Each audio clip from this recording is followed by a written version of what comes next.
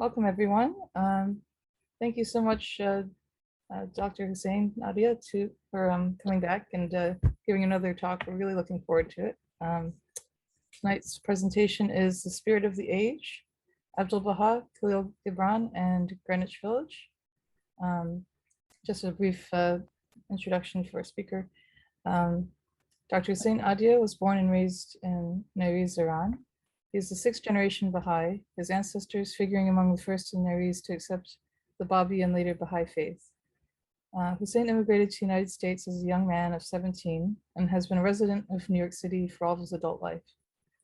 He served as treasurer of the Spiritual Assembly of the Baha'is of the City of New York for many years, and several times has represented his area at the US Baha'i National Convention. In addition to Awakening, which has been translated into 6 languages, Dr. Adia has co-authored Abdul Baha in New York, translated into 3 languages, and A Way Out of No Way, Harlem Prep, Transforming Dropouts into Scholars, 1967 to 77, Baha'i Inspired Institute. His book, The Calling, is a comprehensive study about the life of Tahirih and her American contemporaries in English and Persian languages. And his latest book, Foreigner from an Iranian Village to New York City, tells the story of an Iranian Baha'i immigrant to the United States in a series of moving and humorous episodes set against the backdrop of a changing Iran, the plight of the Baha'is there, the tumult of the 60s and 70s in the US. So thank you so much. I'll let you take the Thank you, Anne. It's such a pleasure to participate in this wonderful program that you organize. I often wonder where you get all your energy. And it's being a mother, a young boy, being a wife, being professional, doing all the work that we're doing, even with my own daughter, Linda, publishing books and this and that, plus almost every night look like you're part of some kind of gathering in Queens. So God bless you. We are very grateful to folks like you. I have done some study on the life of Abdul Baha some years ago because Hilary Chapman and myself began to work on the book on Abdul Baha's visit, especially for the period that he spent in New York area.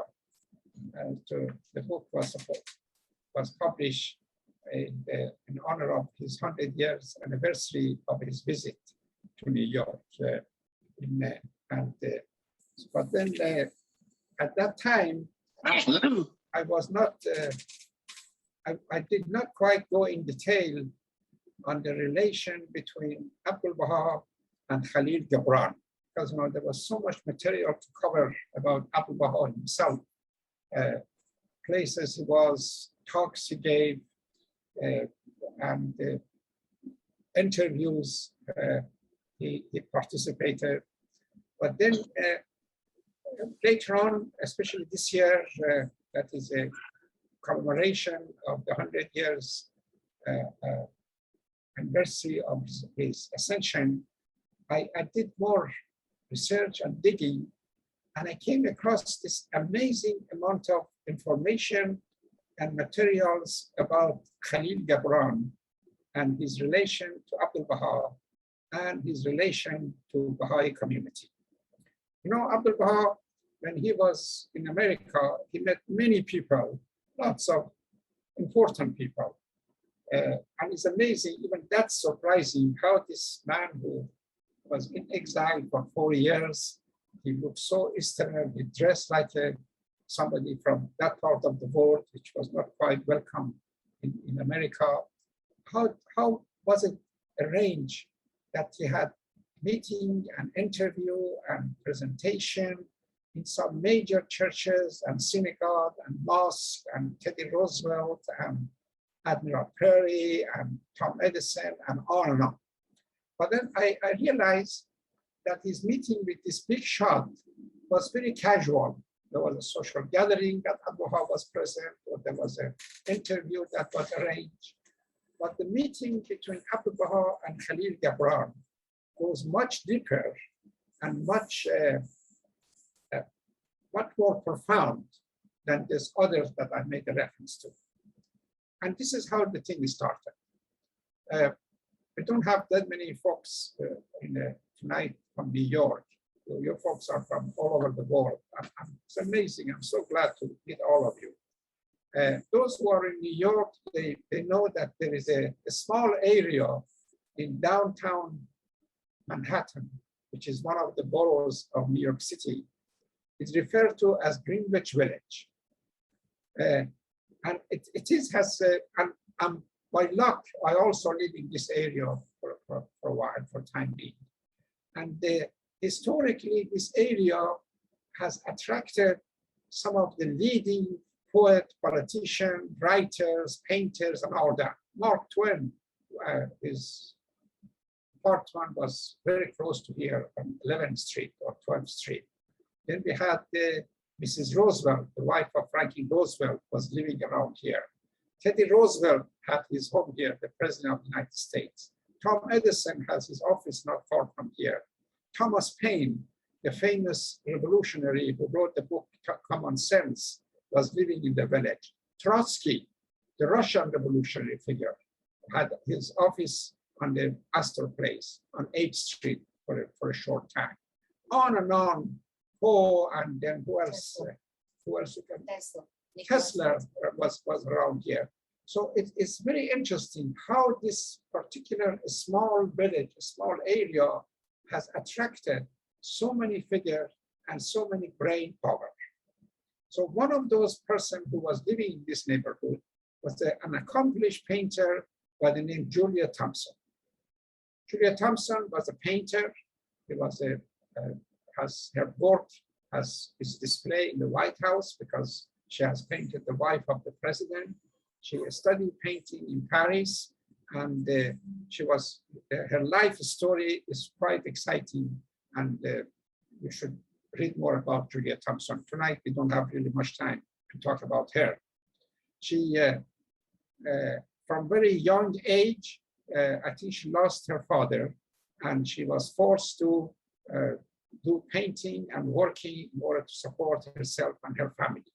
And at some period of time, I think when she was a teenager, she was very sick. And in her, while she was hallucinating or dreaming and all that, she pictured of this wonderful, sweet man that came to her dream. And later on, when she met Abdul Baha, she realized this was the same person that she was dreaming. And this really led her to become a Baha'i. And of course, she heard about the faith from May Maxwell, the mother of Khanil, when she was studying in Paris. So this is information about her.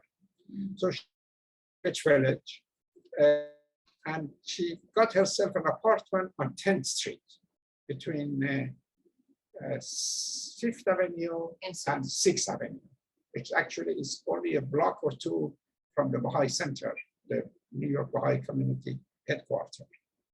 Now, right across her apartment, there was another artist living. And I want to know that, believe me, if you do more study about the Greenwich Village, realize there were quite a number of other painter and writer who were living around here, which we don't have time to talk about them right now. The man who was living right across her house was a 29 years old Arab from Lebanon, from Maronite Christian background. And he was one of the most talented and great figure in literature in 20th century. Khanil Gabran is considered the third most popular poet in the world. He comes after Shakespeare and after this Chinese poet Lao Tzu, and then comes Khanil Gabran. His books that we're going to talk about more later, Prophet, was sold millions and millions. I think by 1960s, 9 million copies were sold already, which is quite unusual. And so Khalil used to exchange her writing with Juliet and look at each other painting and things like this. So she was told that she's a Baha'i, and she gave him a copy of the hidden words in the Arabic language to study and to read. Khalil was so impressed with this beautiful and poetic hidden words that they began to become attracted to the Baha'i faith. And when he was told that Abdul Baha, the son of Baha'u'llah, is in New York, he was quite anxious to meet him. And then later on, he begged and asked if he could do a portrait of Abdul Baha. Khalil himself has come born in the northern part of Lebanon from a Christian family. And from an early childhood, he witnessed the animosity and the fight and the argument that the Muslim and the Christian they had in that part of the country, which has faced historically constant fight among these two sects, these two religions, and it still is going on, as you are aware of. Now, he was hoping that one day he could help and he could bring about some harmony and some better relation between these two major faiths of Islam and Christianity. At age 13, with the help of his mother, he moved to Boston. Lots of immigrants from Lebanon, they began to come to America, and lots of them moved to Boston. In Boston, he did some photography, and the picture he took was published in some local Arab newspaper, and that was the beginning of his fame. Then he began to write articles for Arabic newspapers, and eventually a woman by the name Mary Haskell became very fond of him. We don't know whether there was any kind of a love relation between the two of them.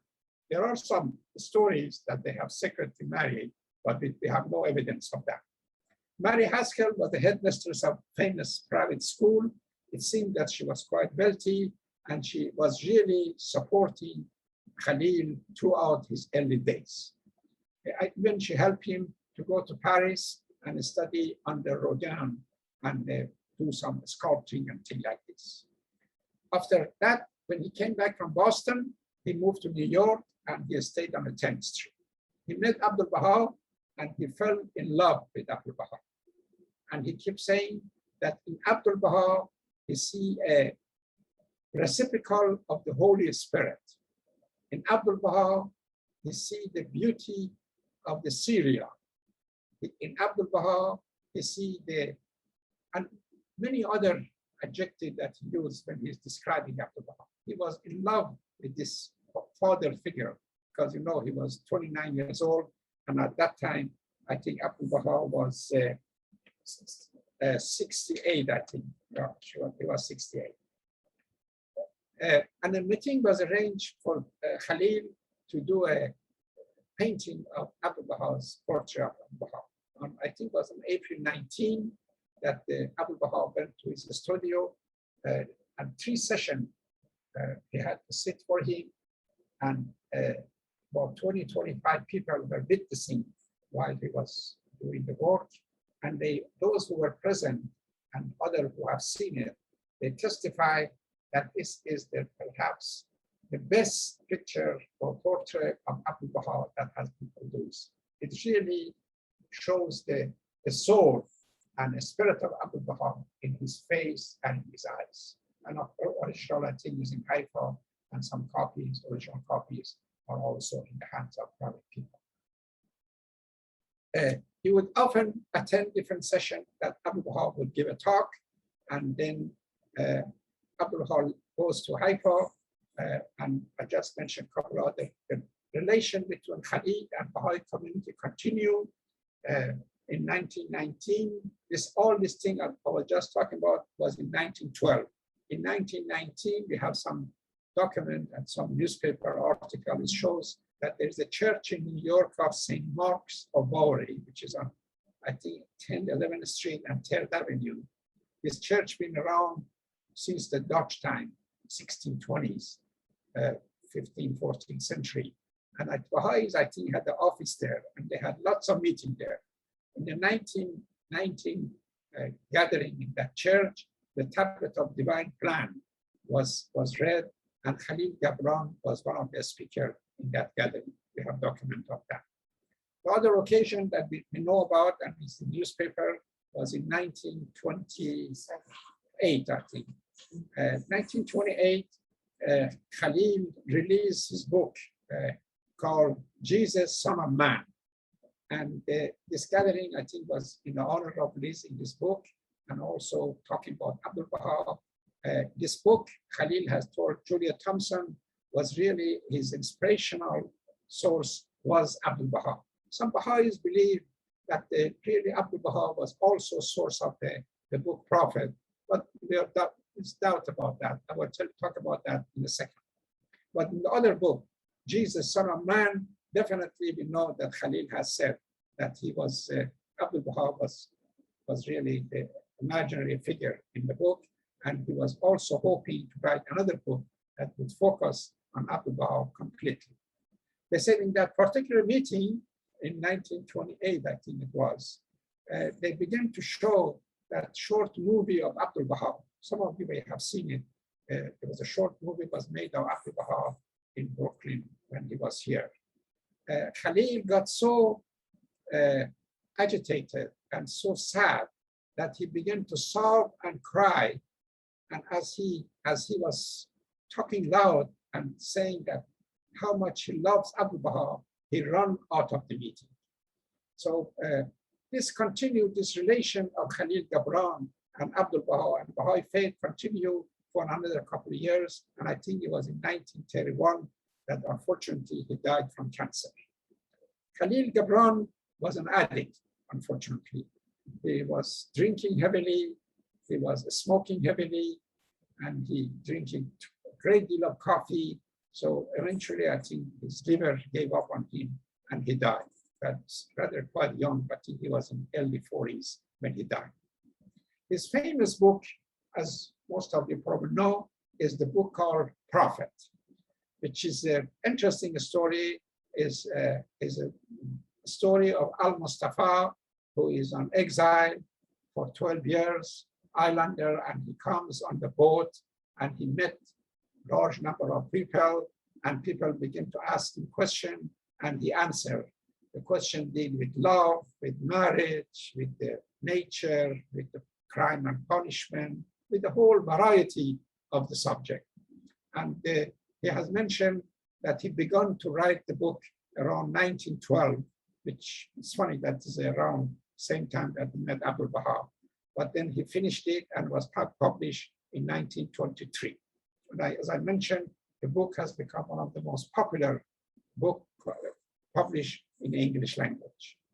There is some similarity and some, if you really want to use your imagination, you can say that Abdul Baha was also center of this book too. The main character in the book Prophet is Al-Mustafa. We have here a man called Abdul Baha. The Al-Mustafa is in exile for 12 years. Abdul Baha was in exile for 4 years. Al-Mustafa got on the ship and he came and met this group of people. Same thing did Abdul Baha. He came on the ship, he came to America and encountered hundreds of people and answering many questions as Al-Mustafa. So this is really a story of love and relation between Khanil Gabran and Abdul Baha. There are a number of Baha'i scholars who have written about Khanil Gabran extensively. One is my good old friend, the late, I think he was authority. He was from Lebanon himself. So you could always go to his writing and find more about Khanil Gabran. There is another wonderful Baha'i writer called Marziya Gale, who has written extensively also about Khanil Gabran.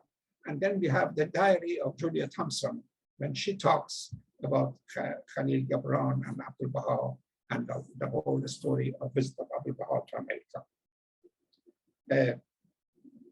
The other books that Khalil has published, I have some names here that if you're ever interested to find, there is a book called Broken Wings.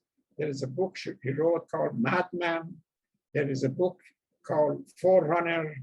There was a book called The Wanderer, and on and on.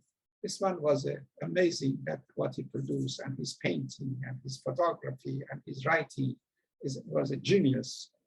We have few pictures of him that I think Tatiana, my associate, has sent to Anne. Let's show that those pictures. I take a break and I say a few words about the picture, then we can have some dialogue and answer some questions. Thank you.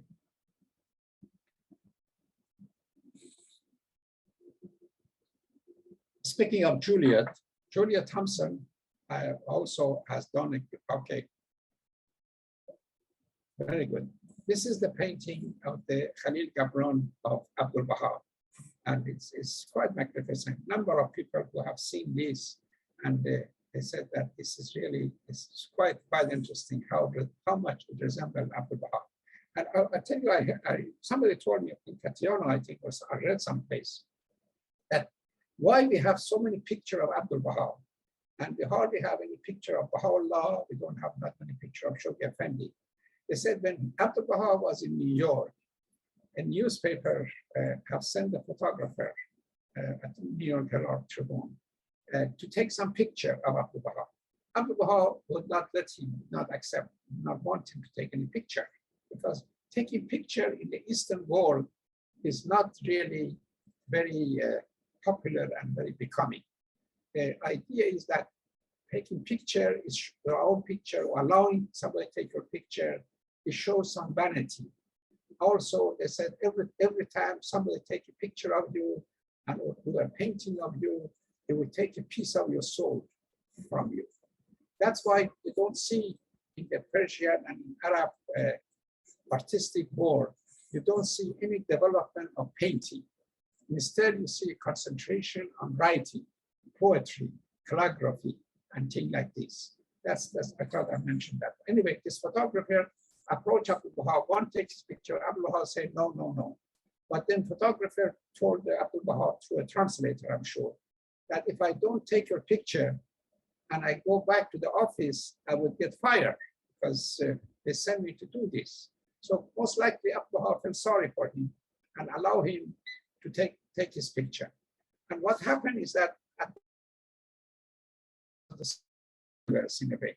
So when Herald Tribune, New York, would publish a picture, or when the Associated Press or United Press would release some piece of news, it would be spread and picked up by all the newspapers, or many of them around the country.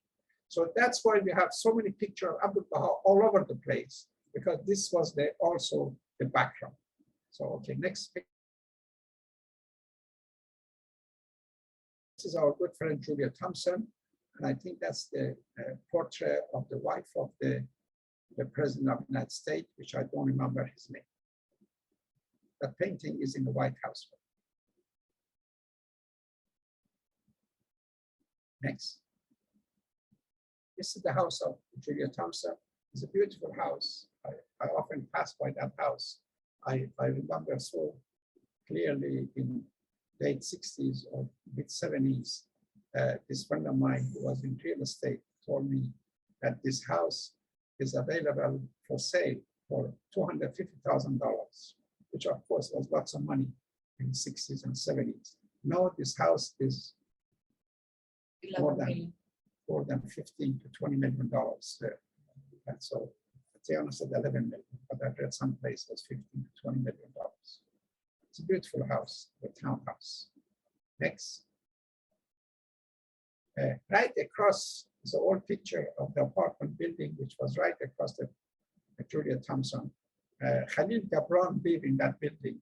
That this building, I think, was torn down. Because a new building is out, and so that's why. But that's his residence. Next, and this is the Khalil Gabran studio. Most likely, this was the place that Abdul Bahad had to go for the 3 sessions, and then his portrait was done by Khalil. Next, this is a picture of him probably toward the end of his life, late 30s or early 40s when he died. He was a kind of handsome guy. Did we send you that audio to play? Yes, I do have it. You have that. Okay, we're going Yes. to listen to that. Mhm. Okay, let's show the next picture. Okay, next picture. And this is the portrait that Julia Thompson has done of Abu Bahad, which is also very, very beautiful. Unfortunately, the original this was destroyed in a fire, but this was a copy somehow that they still have it. Please, if in your opportunity you have, study the life of this great figure, Julia Thompson and Khanil Gabran. These are really the figures that is really part of the development of the Baha'i faith in this country. And Hussein and Bahid and Tahir as part of early period of Baha'i and Baha'i faith. These are the figures that we should get familiar how the faith was strengthened and established in America. Now, Anne is going to play a very sweet and short audio, which I have a feeling, first I thought it was a actual Khalil Gabran who's talking about his encounter with Abu Bahad. Then I was corrected, and is most likely is a radio show based on some of the Khalil's writing that they have done. And Khalil talks about his feeling about Abdul Bahad after a short time. Please play that.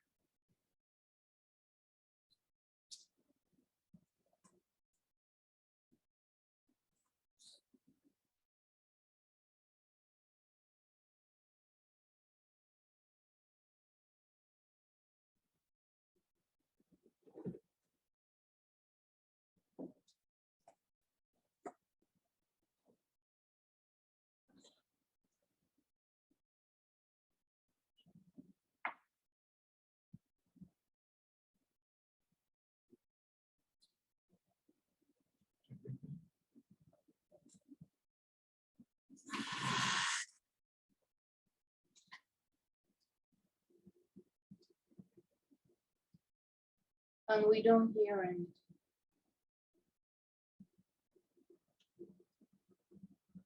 Oh, sorry about that. Let's try again.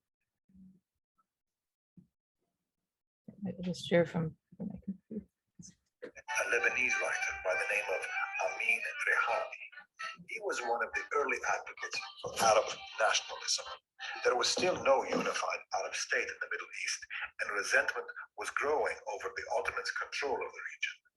Talking to him reminded me of what life was like growing up in Lebanon and what my country and my family had gone through. After 2 years in Europe, I returned to Boston in 1910 with a different kind of education. I had been meeting with notable people to draw their portraits, the poet W.B. Yeats, the actress Sarah Bernhardt, the psychologist Carl Jung, but there was one person who stood out above all the rest, Abdul Baha, the leader of the Baha'i faith.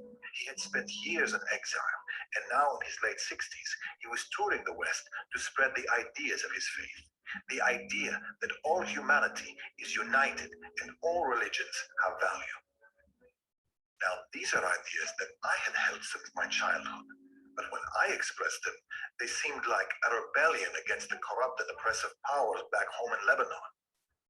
When Abdul Baha expressed them, they felt like fundamental truths. The night before I met him, I was so excited I couldn't sleep. Abdul Baha spoke to me about the equality of the two genders and the unity of all prophets. His ideas inspired me for the rest of my days. When I drew his portrait, I said, for the first time, I saw a form noble enough to be a receptacle for the Holy Spirit. And let's not forget about Mary. Now that Gibran was back in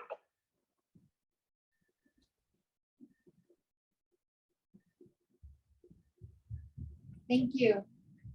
Beautiful. That's beautiful. Right. God bless his soul. Okay, and you can open it for some questions if you wish, or whatever format you have. Yes, of Really, course. and a break.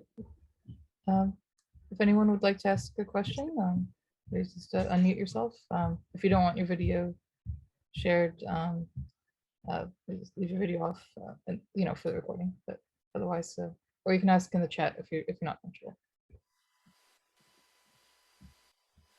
Wendy, Well, I wanted to ask Anna first. Where would this recording be found on your Facebook or what? Oh, is it all right if I share the link on the Facebook event? Okay. yes, you can share the link. You can share Okay. the link, and You can also share it in the chat too. she can put it in the chat, and most likely you can find it on Anne's Facebook page also. She can post it, no problem. Okay. And we can share it in our on Abdul Bahad's in New York. Yeah, you're going to find soon, honey, within half an hour or so. We can find it in, if nowhere else, on Abdul Bahad's New York Facebook page. We have a Facebook page, and if Anne wish, she can also put it on her wall, and she also can put it on the chat, so we have access to it. It's a very interesting piece to share with the friends.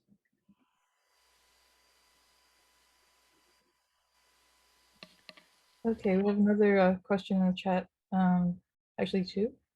How can we use this teaching tool, especially during the year of Abdul Baha? I'm sorry, I didn't hear. How the question can use this as a teaching tool Oh. during the year of Abdul. I think this, I'm so glad you asked this question.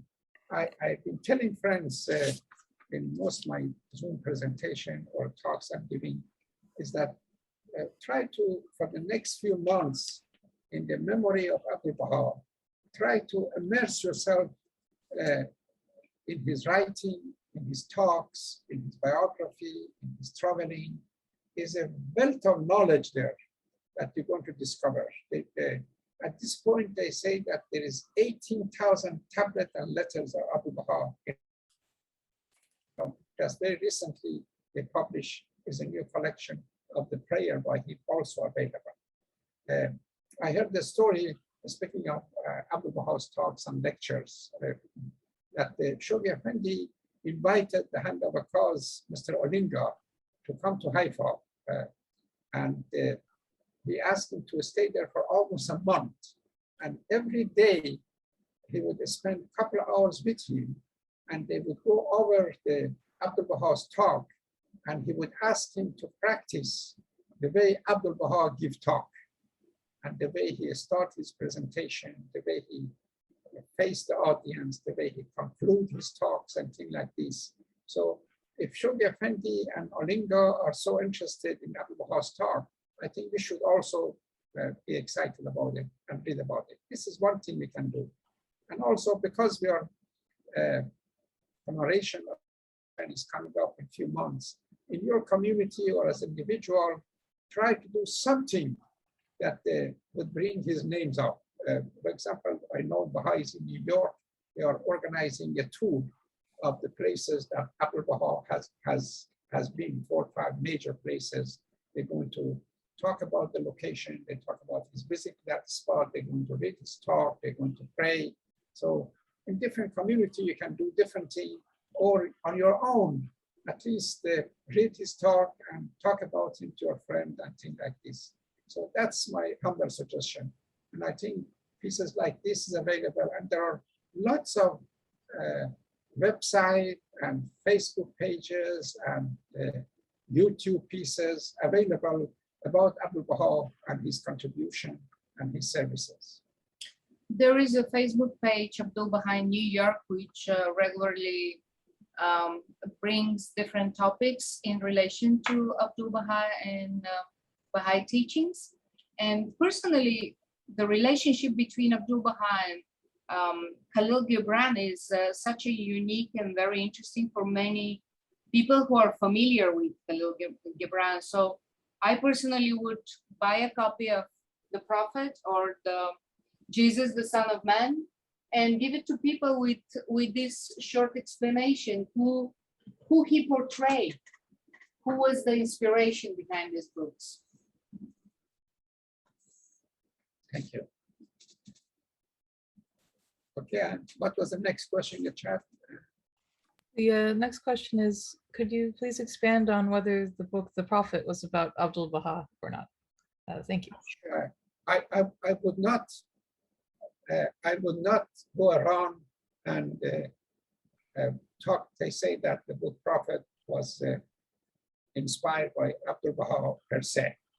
But I would say that Khalil was very much interested in the life of Abdul Baha, in the teaching of Abdul Baha, and he was in love with Abdul Baha.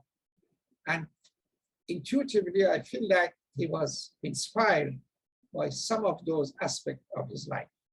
But I don't think we can really openly declare that Abdul Baha was behind the book Prophets. I wouldn't say that. But we do know that he has mentioned that when he wrote his other famous book, Jesus, Son of Man, he has told Julia Thompson and others that Abdul Baha was the source of his inspiration for that particular book that came out in 1928. But there's coincidence are there that, you know, he started to work on the book Prophet around 1912. This was around the time that he met Abdul Baha.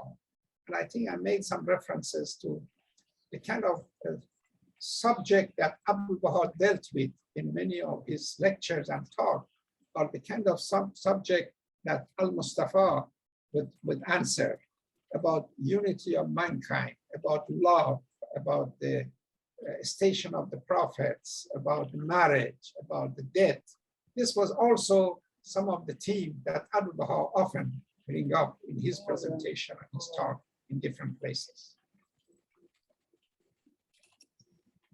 That's my answer. Thank you. Did anyone else have questions? Okay, internet. Yes. Go ahead. One. Yes, I wanted to say thank you for bringing this piece of history, I think, to surface, and I really appreciate it. And the fact that looks like that Khanil Gabran was such a seeker of light that when he saw it, he instantly accepted it. And to his amazement, he mentioned the fact that if the receptacle that can hold the Holy Spirit or something to that effect, Abdul Baha was that. And how he mentioned that his own country, even though he believed in all of the writings of Abdul Baha or saints, they could not follow him, and they thought he was rebellion or a rebellious act.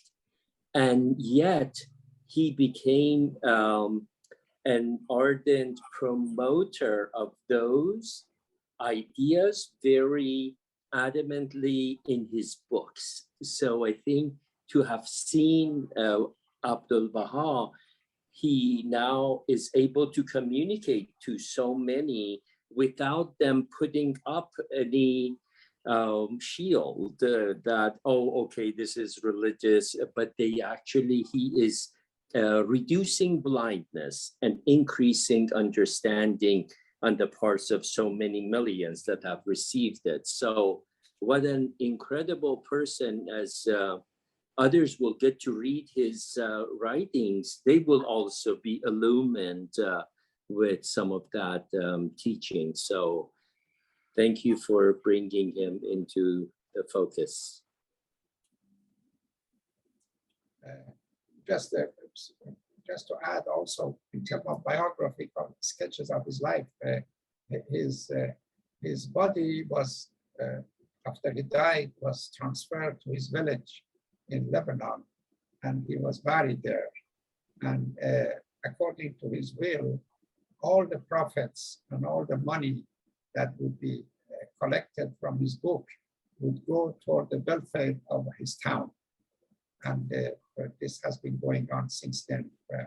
So the people of that village, they are very lucky. That's nice. To have such a favorite son. Wow, that's awesome. Great congruency. That's right. By the way, to follow up on Omit's thoughts about how Khalil Gibran described all these ideas in a very moderate language. He actually mentioned in one of his, I think, autobiography he wrote, Khalil Gibran. And in this book, he mentioned that there is no word that was written in the book Prophet which didn't come out of his mouth after a long meditation, which shows a very deep connection, spiritual connection that he had. And that's why this book was so unique and so widely spread that even during the war, many copies went to the soldiers. They were bought for the soldiers to inspire them to stay conscious, to be awakened for the meaning of life, for the what is the purpose of life. That's true. Wow. And remember, I think I mentioned that he began to concentrate on writing such a book from 1912 and eventually was published in 1923.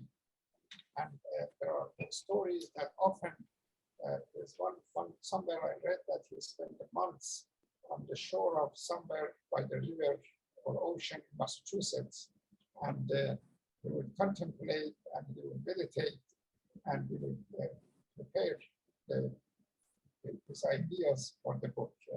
He was very mystical, and I think he was also, even though he was a Christian background, he was more of a Sufi at the same time than a Muslim, Christian, Baha'i. And I think he was attracted to Baha'i faith because of all the fight and all the difficulties that he has witnessed in Lebanon between the Christian and Muslim.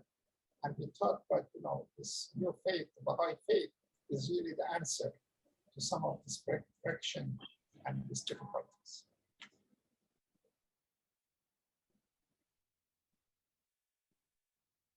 We have another comment from the chat. The Utterance Project has an extensive history of Abdul Baha and a very scholarly presentation, and you can find it on the internet.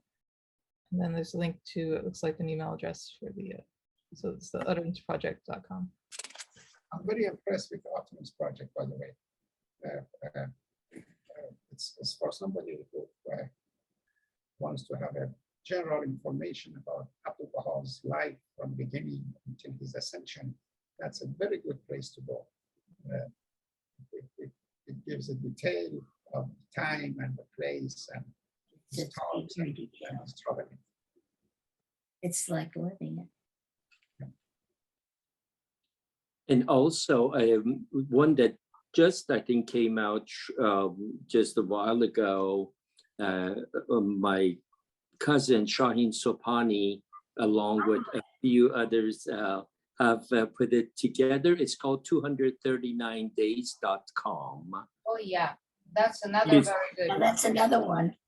Okay, perfect. And I want to know that Shaheen Sopani is a very close friend of my children. I know his. Are you related to him through his father or mother? Father. Father. Oh, I remember his father very well. The Sohani families, they are spread all over the world. It all started, in Sangsar, is a village in north of Persia. And he said that some of the followers of Mullah Hussein, or maybe himself, they were passing through, going from Khorasan to Mazandaran. And then they stopped in that village. And some of this Sobhani's ancestors, I think it was great-grandfather of Najat Sobhani and others, who they were 4 or 5 brothers, I think. And they encountered the Mullah Hussein's follower, or maybe himself. And then they one of them became Baha'i, or two of them, and the rest did not. And it's amazing that from that encounter, we have thousands of Subhanis now all over the world, and God bless them. There was a woman I met some time ago in New York, wonderful Baha'i woman, also Subhani family, and I found out he had 18 children. And I asked her, look like all your life you are pregnant. So she said yes, and she was so talkative, and she was talking about the faith, very energetic, and reading Naeem's poetry and this and that. So I'm very proud of this friend from Sangsar. Yeah, I'll have to tell Morris lives in Santa Barbara, and that's right next to Goleta. And I know Morris for close to 40 years. And we just finished a study class on the Dawnbreakers. And he was so interesting. He gave us the inner happenings and also the different characters of the Dawnbreakers. He brought it out to life, and it was just wonderful. And now Morris, he's conducting the book Baha'u'llah, the King of Glory. And he's such a gem and so wonderful for our community. We're learning such a great deal about the history thanks to him. So I'll mention to him about this conversation. He'll be delighted. Good morning. Thank you, Monica. Any other question? No.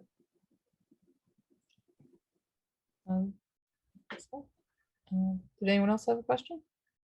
Is there any upcoming Zoom or any particular topic that will be forthcoming by Dr. Adia? Because I'm not sure if I am on your email list per se. What I plan to do, and with of course, New York Assembly and New York communities organizing this, those places I had visited, Oh, yes. I be the one who is going to describe the circumstance and what happened and when he was there, and the atmosphere and the timing and all that. And of course, as I mentioned, his talk will be read. And I think the proceeding is going to be recorded, also live stream. And I think a number of friends who have put in this Zoom business, they have shown interest of also broadcasting it. So we may be able to somehow make the arrangement for the folks like you to also to share that. My immediate plan is I'm working on a talk for the World Religion Parliament of World Religion, that deal with the Tahira's influence on the education of a woman in the East, particularly in Persia, and what Baha'is have done historically in that country for the sake of woman education. So that's what I'm researching right now, and most likely that would be also one of my presentation. But this Anne is my boss. She would make the arrangement. So whenever, we're happy to have you whenever you'd like to give a talk. Yeah. If you'd like to be added to the email list, you can, I think, send your email by private chat in the chat message. And I'll Okay.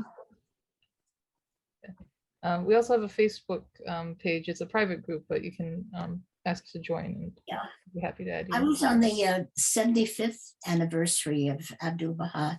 I think it was, and there was a bus trip arranged, and we went to all the different places where he visited, and that was really interesting. That's true. I remember. Yeah, that was the old days.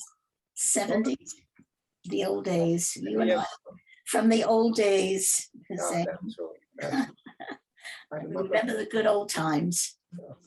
The only thing you and I miss is the meeting Abdul Bahad when he was in New York. Yes. I'm kidding. But all the history that we have is just like visiting it, just that time and space. It's wonderful.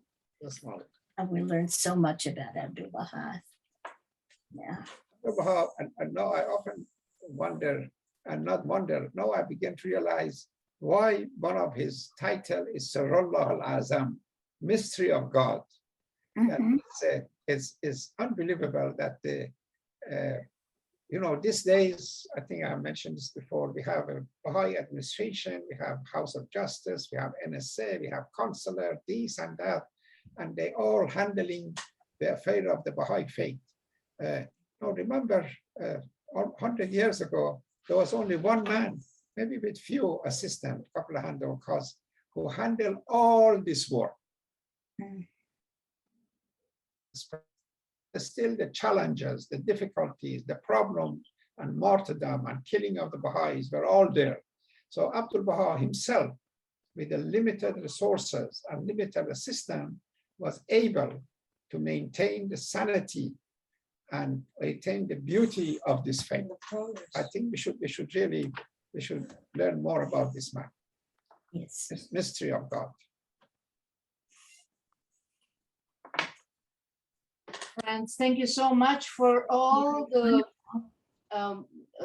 the moments you have given us and the opportunity to share information. Thank you, Anne. Thank you, each one of you guys, and I hope we can see each other soon again. Follow us on Facebook, follow Anne's group on Facebook, and you will get the further information for any other Zoom events. And do you have any concluding remark? You want to say something, honey? Oh, I realized we didn't say prayer at the beginning, so if someone would like to offer a prayer. I think Wonderful, that'd be- of course. Would anyone like to share a prayer? I can. Thank you. Thank you, Richard.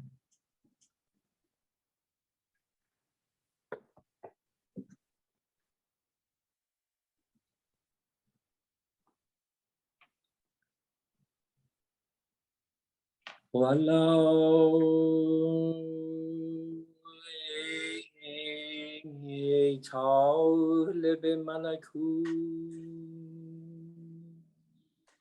بالطاف حضرت پروردگار امیدوار باش و از مصائب شدیده جهان امید مگر الحمدلله خدای مهربان داری که طبیب هر بیمار است و غمخوار هر مبتلا پناه یتیمان است و معین بیکسان و بی‌نهایت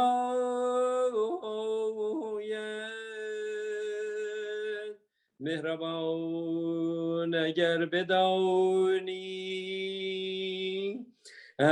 بدانی که قلب عبدالبها چقدر مهربان است البته از شدت شف و سرور پرواز نمایی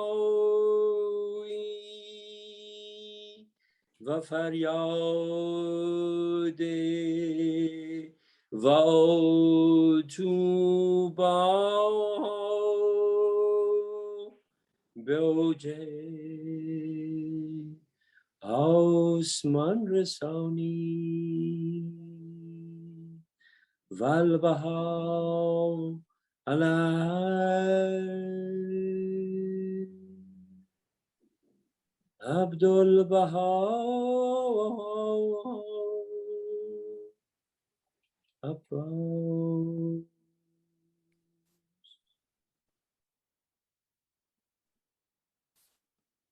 Beautiful. Thank you, Mitra.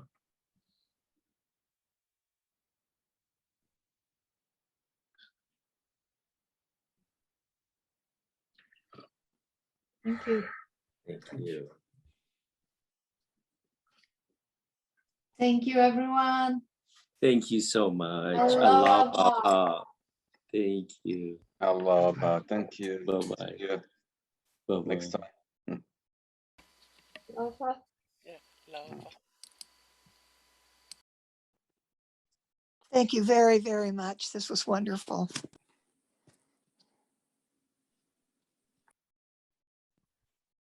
Thanks for coming, everyone. Thank you.